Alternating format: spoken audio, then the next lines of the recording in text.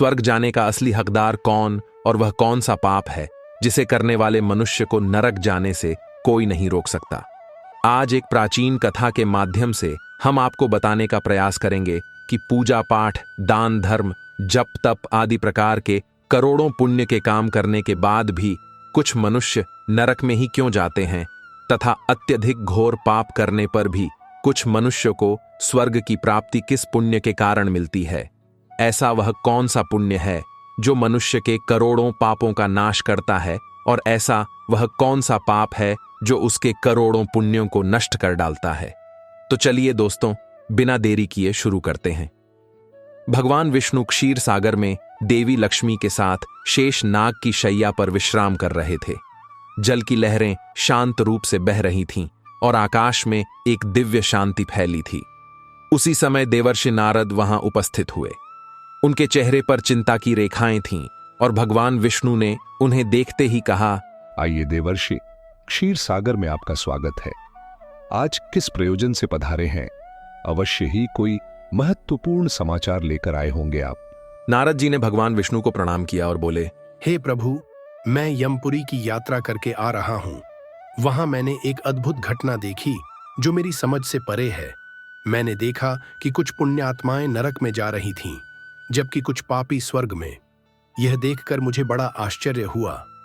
कृपया मुझे यह बताइए कि कौन नरक जाता है और कौन स्वर्ग, और यह कैसे तय होता है।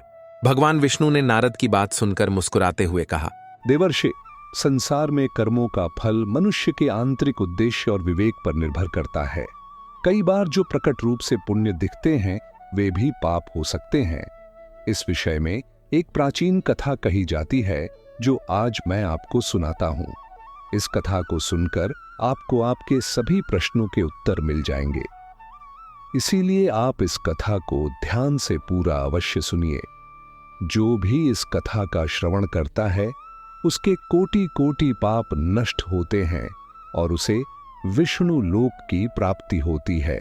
देवर्षि कहते हैं, हे प्रभु, आपके मुख से इस कथा को सुनना मेरा सौभाग्य है। मैं इस कथा को ध्यान से पूरा अवश्य सुनूंगा और इसका प्रचार करूंगा। फिर भगवान विष्णु नारद जी को वह कथा सुनाने लगते हैं। यह कथा अत्यंत ज्ञानवर्धक है। इस कथा में मनुष्यों द्वारा किए जाने वाले पाप और पुण्यों का वर्णन किया गया है तथा उसके आधार पर मिलने वाली सजाओं के बारे में बताया गया है। इसीलिए प्रत्येक मनुष्य को यह कथा ध्यानपूर्वक सुननी चाहिए। आधा अधूरा ज्ञान घातक होता है। इसीलिए दोस्तों, आप इस कथा को पूरा अवश्य सुनिए। तो चलिए आपको सुनाते हैं वह कथा। भगवान विष्णु कहते हैं, हे देवर्षि, पूर्व काल की बात है। मध्य देश के एक नगर में एक ही समय पर 5 मनुष्यों की मृत्यु हो जाती है और वे सभी मृत्यु के पश्चात यमलोक में पहुंच जाते हैं। यमलोक पहुंचने पर वहां का दृश्य देखकर वे सभी भयभीत हो जाते हैं। उनका अंग अंग कांपने लगता है। यमलोक में विशालकाय आकार वाले यमराज सुवर्ण से बने सिंहासन पर विराजमान होते हैं। उनके पास चित्रगुप्त बैठे होते हैं, जिनके पास सभी प्राणियों का लेखा जोखा रखा हुआ है। यम के दूत प्राणियों को आगे धकेल रहे होते हैं। कुछ मनुष्य जोर जोर से विलाप कर रहे होते हैं तो कुछ मनुष्य अत्यंत प्रसन्न होकर चल रहे होते हैं। स्वर्ग के द्वार से सुंदर प्रकाश दिखाई पड़ रहा होता है तो वहीं नरक के द्वार से धधकती हुई अग्नि की ज्वालाएं दिखाई पड़ रही होती हैं। इस भयानक दृश्य को देखकर वे पांचों एक दूसरे से बात करने लगते हैं और अपने अपने पाप के विषय में चर्चा कर रहे होते हैं। उन 5 में से 4 लोगों ने अपने जीवन में बहुत पाप कर्म किए हुए होते हैं और उन सभी को यह जान पड़ता है कि अब वे चारों ही नरक में जाने वाले हैं। उन चारों में एक चोर होता है, दूसरी वेश्या होती है, तीसरा विद्वान ब्राह्मण होता है, चौथा एक राजा का सैनिक होता है तथा 5वां एक धनवान किसान होता है। वे पांचों अपने अपने कर्म फलों को भुगतने के लिए तैयार होते हैं। फिर एक एक करके सभी पापी और पुण्यात्माएं आगे चल रही होती हैं। वे चारों एक दूसरे के पाप कर्मों के बारे में बताने लगते हैं। सबसे पहले वह चोर बोलने लगता है। उसकी आवाज कांप रही थी और उसके चेहरे पर गहरा पछतावा था। उसने गहरी सांस लेते हुए कहा, भाइयों, मेरा नाम हरिदास है। मैं जानता हूं कि मैंने जीवन भर बहुत पाप किए हैं। मैंने दूसरों का धन चुराया, उन्हें तकलीफ दी और कभी कभी उनका जीवन भी बर्बाद किया। मैं जानता था कि जो मैं कर रहा हूं वह गलत है, लेकिन मेरे पास कोई विकल्प नहीं था। परिवार भूखा था, मेरे पास कोई काम नहीं था और हर कोई मुझे दुत्कारता था। मैंने चोरी से जो धन पाया उससे मैंने अपने परिवार का पेट भरा, पर अब मुझे इस बात का पछतावा है कि मैंने कितने लोगों को दुख पहुंचाया। अब यमराज मुझे दंड देंगे। मुझे डर है कि मुझे नरक की यातनाएं झेलनी पड़ेंगी। यह कहते हुए हरिदास की आंखों से आंसू बहने लगे। उसकी आवाज थरथरा गई और उसका चेहरा अपराध बोध से भर गया। इसके बाद कमलिनी, जो एक वेश्या थी, अपनी व्यथा व्यक्त करने लगी।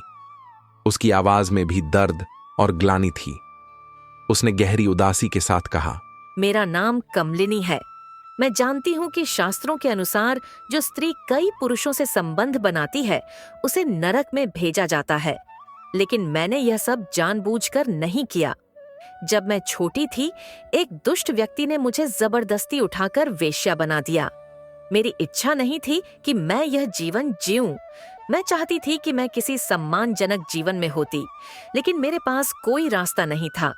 मैंने ना चाहते हुए भी वह सब सहा जो मेरे साथ हुआ।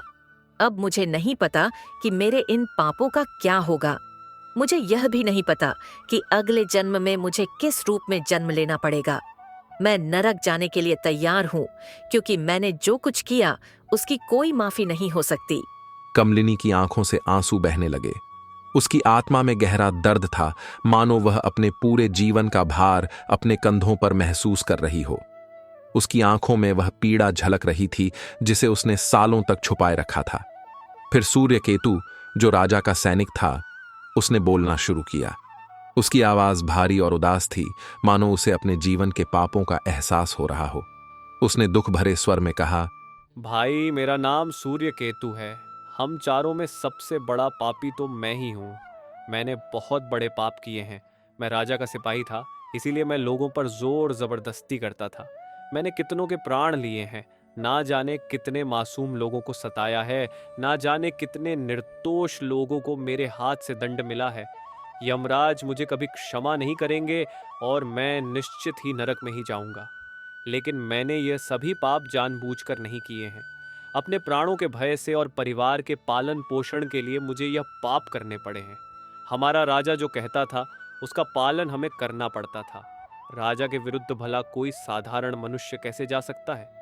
ये सभी पाप करते हुए मुझे अत्यंत दुख भी होता था और मैं जानता था कि यह पाप करने से मुझे नरक की ही प्राप्ति होगी। किंतु परिवार के मोहवश होकर मैंने यह काम किया है।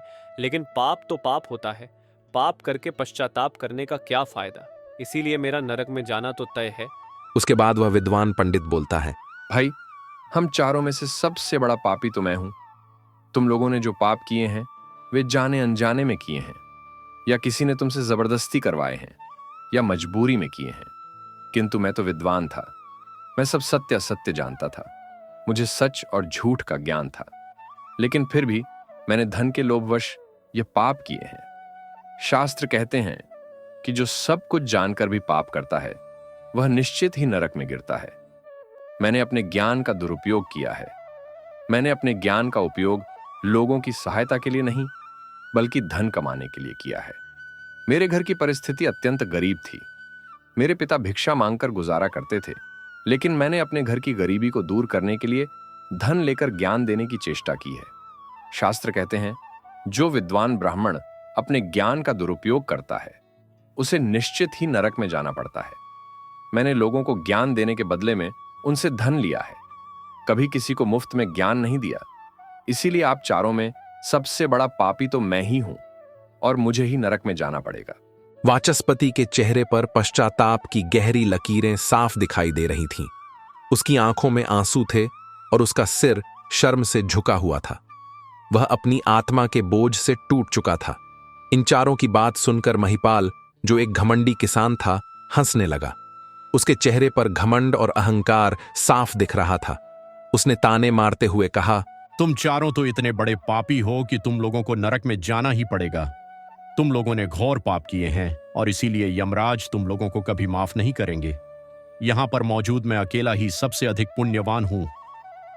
मैंने अपने जीवन में बहुत पूजा पाठ किया है, ब्राह्मणों को दान दक्षिणा दी है, मैंने मृत्यु से पूर्व गाय का दान भी किया है, और अब मेरे सभी पुत्र पौत्र मेरी आत्मा की मुक्ति के लिए बड़े कार्यक्रम का आयोजन कर रहे हैं। वे मेरे लिए श्राद्ध, दान, तर्पण कर रहे हैं, यज्ञ कर रहे हैं। इसीलिए मैं सबसे अधिक पुण्यवान हूं। मेरी 3 पत्नियां और 10 पुत्र हैं। इतने लोग मेरी मुक्ति के लिए उपाय कर रहे हैं। और हाँ, मैंने अपने जीवन में कभी कोई पाप नहीं किया है, और जाने अनजाने में किए भी होंगे तो मेरे पुत्रों के श्राद्ध आदि के कार्यों द्वारा मेरे पाप भी नष्ट हो जाएंगे। मैं नित्य देव पूजा करता था, मंदिर जाता था, पराये अतिथियों को भोजन कराता था। इसीलिए मुझे पूरा विश्वास है कि यमराज मुझे नरक में नहीं डालेंगे और मुझे मोक्ष की प्राप्ति निश्चित ही होगी। फिर वे पांचों धीरे धीरे आगे बढ़ने लगते हैं, और फिर जब उनका समय आता है तो उन पांचों के पाप और पुण्य के कर्मों का मूल्यांकन किया जाता है। सबसे पहले बारी आती है उस चोर की, जिसका नाम हरिदास था। हरिदास का हिसाब किया गया। चित्रगुप्त ने उसके कर्मों का लेखा जोखा निकाला और यमराज ने उसका पाप पुण्य का मूल्यांकन किया। कुछ समय तक विचार करने के बाद यमराज ने निर्णय लिया कि हरिदास को स्वर्ग का मार्ग प्राप्त होगा। यह सुनकर हरिदास आश्चर्यचकित हो गया। उसकी आंखों में विश्वास नहीं हो रहा था कि उसे स्वर्ग में स्थान मिलेगा। वह प्रसन्नता से स्वर्ग के द्वार की ओर बढ़ गया। इसके बाद कमलिनी की बारी आई। चित्रगुप्त ने उसके कर्मों का लेखा जोखा निकाला और यमराज ने उसके पाप पुण्य का मूल्यांकन किया। और कुछ देर तक विचार करने के बाद उसके पाप पुण्य का मूल्यांकन करके यमराज उसे भी स्वर्ग में जाने के लिए कहते हैं। सुनकर कमलिनी की आंखों में आंसू आ गए। उसे यकीन नहीं हो रहा था कि उसकी इतनी बड़ी गलती के बाद भी उसे स्वर्ग में स्थान मिलेगा। वह आभार से भरी हुई बिना कुछ कहे स्वर्ग के द्वार की ओर चल पड़ी। फिर तीसरी बारी आती है उस सिपाही की, जिसका नाम सूर्यकेतु था। चित्रगुप्त ने उसके भी कर्मों का हिसाब किया और यमराज ने उसका पाप पुण्य का मूल्यांकन किया। कुछ देर विचार करने के बाद यमराज ने उसे भी स्वर्ग में भेजने का आदेश दिया। सूर्यकेतु के चेहरे पर एक मिश्रित भाव था, पछतावा और प्रसन्नता। उसने अपने जीवन में की गए पापों का दुख महसूस किया, परंतु वह भी प्रसन्नता के साथ स्वर्ग की ओर चल पड़ा। फिर चौथी बारी आती है उस विद्वान ब्राह्मण की, जिसका नाम वाचस्पति था। चित्रगुप्त उस ब्राह्मण के कर्मों का लेखा जोखा निकालते हैं और कुछ देर तक विचार करते हैं। फिर यमराज उस ब्राह्मण को भी स्वर्ग में जाने के लिए कहते हैं। वाचस्पति विचार करता है।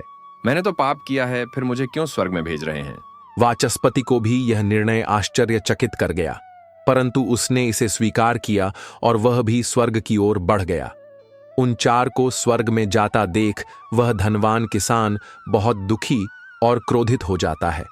वह सोचने लगता है, यह कैसा न्याय है? इन पापियों को स्वर्ग जाने का मौका मिल रहा है, फिर मैंने जो पुण्य के काम किए हैं उनका क्या? पापी और पुण्यवान एक ही जगह पर डाले जाएंगे तो पुण्य करने का फायदा ही क्या? फिर उस धनवान किसान को यम के दूत जोर से धकेल देते हैं और कहते हैं, अरे पापी, तू आगे चल, तुझे नरक में डाला जाएगा। यमराज तुझे माफ नहीं करेंगे। यह सुनकर वह धनवान किसान भयभीत हो जाता है और कहने लगता है, मैं तो स्वर्ग में जाऊंगा, मैंने कोई पाप नहीं किया है। फिर वह धनवान किसान यमराज के सामने आकर खड़ा हो जाता है। चित्रगुप्त उसके कर्मों का लेखा जोखा देखते हैं और उसके पाप पुण्य के कर्मों का मूल्यांकन करते हैं, तो उसके पाप का पलड़ा भारी हो जाता है। यमराज उस धनवान किसान से कहते हैं, अरे दुष्ट, तूने तो बहुत बड़ा अपराध किया है। तू तो नरक में जाने के ही योग्य है। इतना सुनते ही वह किसान थर-थर कांपने लगता है और यमराज से कहता है, हे धर्मराज, यह अन्याय है। मैंने तो जीवन में कोई पाप नहीं किए हैं और पुण्य ही किए हैं। आप मुझे नरक में क्यों डाल रहे हैं? और मुझसे पहले जो 4 लोग गए थे वे तो घोर पापी थे। उन्होंने बड़े बड़े पाप और अपराध किए हैं। उन्हें तो आपने स्वर्ग में डाल दिया है। आप ऐसा अन्याय मेरे साथ क्यों कर रहे हैं? अगर ऐसा अन्याय होगा तो भला कौन सा मनुष्य धरती पर पुण्य करेगा? फिर यमराज कहते हैं, अरे पापी, तूने जो पाप किया है वह तो उन 4 के पापों के सामने कुछ भी नहीं है। तेरे एक पाप के कारण तेरा सारा पुण्य फल नष्ट हो गया है। यदि तूने यह पाप नहीं किया होता तो तू स्वर्ग में जा सकता था। लेकिन तूने यह पाप जानबूझकर किया है, इसीलिए तुझे नरक में अवश्य जाना पड़ेगा। यमराज ने कहा, हरिदास ने अपने जीवन में चोरी की थी, परंतु उसने कभी किसी गरीब या निर्दोष व्यक्ति के घर चोरी नहीं की। वह केवल उन लोगों के घर चोरी करता था जो अमीर और अहंकारी थे। उसने अपने द्वारा चुराए गए धन का अधिकांश हिस्सा गरीबों और भूखों को भोजन कराने में खर्च किया। हरिदास का हृदय दयालु था और उसने अपने जीवन में कई भूखों को अन्न और पानी दिया है। उसके यह पुण्य उसके पापों से बड़े थे, इसलिए उसे स्वर्ग का मार्ग प्राप्त हुआ। यह सुनकर महिपाल ने सिर झुकाया। उसकी आंखों में पछतावा दिखने लगा, लेकिन यमराज ने उसे अधिक समय दिए बिना आगे कहा, हे दुष्ट, वह कमलिनी वेश्या थी, परंतु उसने यह पाप जानबूझकर नहीं किया। उसे जबरन वेश्यावृत्ति में धकेला गया था, लेकिन उसने अपने जीवन के अन्य समय में पशु पक्षियों और बेसहारा जानवरों की सेवा की। उसने हर रोज पक्षियों को दाना डाला और घायल जानवरों की देखभाल की। उसकी आत्मा में करुणा थी और उसके यह पुण्य उसके जीवन के पापों से अधिक थे, इसलिए उसे भी स्वर्ग में स्थान मिला। फिर यमराज ने कहा, उस सिपाही सूर्य केतु ने अपने जीवन में अनगिनत लोगों के प्राण लिए हैं, परंतु वह अपने राजा के आदेशों का पालन कर रहा था। उसने कई बार अपनी आत्मा को यह समझाने की कोशिश की कि जो वह कर रहा है वह गलत है, लेकिन अपने परिवार की सुरक्षा और पेट पालने के लिए उसने यह काम किया। परंतु इसके बावजूद उसने कई बेसहारा लोगों की सहायता की। उसने कई बार गरीबों को भोजन कराया और अपने पापों का पश्चाताप भी किया। इसीलिए उसके पुण्य उसके पापों से अधिक निकले और उसे भी स्वर्ग प्राप्त हुआ। महिपाल अब और भी अधिक शर्मिंदा हो गया। उसकी आंखों में पश्चाताप के आंसू थे, लेकिन यमराज ने उसे अपने अंतिम निर्णय के लिए तैयार किया। यमराज ने कहा, उस ब्राह्मण वाचस्पति ने अपने ज्ञान का दुरुपयोग किया था। उसने धन के लोभ में आकर अपने शास्त्रों के ज्ञान का व्यापार किया, परंतु उसने अपने जीवन में कभी किसी को मुसीबत में नहीं छोड़ा। उसने निर्धनों की सहायता की, गौ सेवा की और अपनी विद्या के माध्यम से कई लोगों का उद्धार किया। उसके यह पुण्य उसके पापों से बड़े थे, इसलिए उसे भी स्वर्ग का मार्ग प्राप्त हुआ। इतना सुनकर वह धनवान किसान बोलता है, हे धर्मराज, इन चारों ने जो भी पुण्य किए हैं वह तो मैंने भी किए हैं, बल्कि उनसे ज्यादा किए हैं। फिर भी मैंने ऐसा कौन सा पाप किया है जो मुझे नरक में भेजा जा रहा है? यमराज कहते हैं, हे दुष्ट, याद कर, तूने उस अबला विधवा नारी पर गलत लांछन लगाया था कि उसने तेरे घर पर चोरी की है। इसके साथ ही तूने उसके ऊपर कई अन्य गलत लांछन लगाए थे। उसे व्यभिचारिणी और वेश्या कहकर उसके चरित्र का हनन किया है, और राजा ने तुझे सच मानकर उस अबला विधवा नारी को मृत्यु दंड दे दिया था। महिपाल, तुमने जीवन में कई पुण्य किए, परंतु एक पाप ने तुम्हारे सभी पुण्यों को नष्ट कर दिया। तुम्हारा झूठा आरोप उस निर्दोष स्त्री पर, जिसने उसकी जान ले ली, वह तुम्हारे सारे पुण्यों का विनाशक बना। मनुष्य के पुण्य और पाप दोनों ही उसके कर्मों का फल होते हैं, लेकिन दूसरों पर झूठे आरोप लगाने का पाप सबसे बड़ा होता है और इसका प्रायश्चित नहीं हो सकता। इसलिए तुम्हें नरक जाना होगा। महिपाल अब भयभीत हो गया। उसने कांपते हुए कहा, परंतु मैंने ऐसा जानबूझकर नहीं किया था। मुझे नहीं पता था कि मेरे इस आरोप से उसकी मृत्यु हो जाएगी। मैं केवल अपने धन की रक्षा कर रहा था। यमराज कहते हैं, हे पापी मनुष्य, ब्रह्म हत्या, चोरी, मदिरापान आदि प्रकार के घोर पापों से भी प्रायश्चित करके मुक्त हो सकता है, किंतु दूसरों पर गलत लांछन लगाने पर कोई प्रायश्चित नहीं है। जो दूसरों पर गलत आरोप करता है, सत्य जानकर भी झूठ कहकर उनके ऊपर दोष डालता है, वह तो सबसे बड़ा पापी है। उसके द्वारा किए गए सभी पुण्य नष्ट हो जाते हैं। इसीलिए तूने जितने भी पुण्य किए हैं, वे सभी उस एक पाप के कारण नष्ट हो गए। महिपाल की आंखों से आंसू बहने लगे। उसकी आवाज कांप रही थी जब उसने कहा, हे धर्मराज, मैंने अपने जीवन में अनेकों दान किए, देवताओं की पूजा की, ब्राह्मणों की सेवा की, परंतु यह एक पाप जिसे मैंने सोचा भी नहीं था कि इतना बड़ा होगा, मेरे सारे पुण्य नष्ट कर देगा। क्या कोई प्रायश्चित नहीं है जिससे मैं इस पाप से मुक्त हो सकूं? यमराज ने उसे कठोरता से देखा और कहा, नहीं महिपाल, तुमने अपने जीवन में उस निर्दोष स्त्री पर जो आरोप लगाए थे, उनका परिणाम यह है कि तुम्हारे पुण्य सभी नष्ट हो गए। अब तुम्हें नरक की यातनाओं का सामना करना पड़ेगा। फिर यमराज यमदूतों को कहकर उस पापी किसान को नरक ले जाने के लिए कहते हैं। महिपाल यमराज के इस कठोर निर्णय से टूट चुका था। वह रोता बिलखता यमदूतों द्वारा नरक की ओर ले जाया जाने लगा। उसके मन में केवल पछतावा और ग्लानि थी। हे देवर्षि, इस प्रकार से उन चारों ने पाप करके भी स्वर्ग की प्राप्ति की, किंतु उस किसान ने जघन्य अपराध किया। किसी अबला स्त्री पर गलत लांछन लगाकर उसका चरित्र हनन किया। एक स्त्री सदा ही पूजनीय है। जो भी पुरुष स्त्री पर गलत आरोप लगाता है उसे महापाप लगता है। कभी किसी स्त्री की दुर्बलता का फायदा नहीं उठाना चाहिए। पराई स्त्री को सदैव माता समझना चाहिए। जो पराई स्त्रियों पर गलत दृष्टि डालता है उसे पाप ही लगता है। जो विधवा दुखिया स्त्री को सताता है उसे नरक में जाना पड़ता है। मनुष्य को कभी सत्य का मार्ग नहीं छोड़ना चाहिए। सत्य के मार्ग पर चलकर ही स्वर्ग की प्राप्ति होती है। असत्य का साथ देने से मनुष्य के सभी पुण्य भी नष्ट हो जाते हैं। तो दोस्तों, कभी किसी पर गलत आरोप नहीं करना चाहिए। सत्य जानकर भी असत्य का साथ नहीं देना चाहिए। जो दूसरों पर गलत आरोप डालता है उसे यमराज कभी क्षमा नहीं करता है। तो दोस्तों, उम्मीद है कि आप सभी को यह वीडियो अच्छा लगा होगा। देखने के लिए धन्यवाद।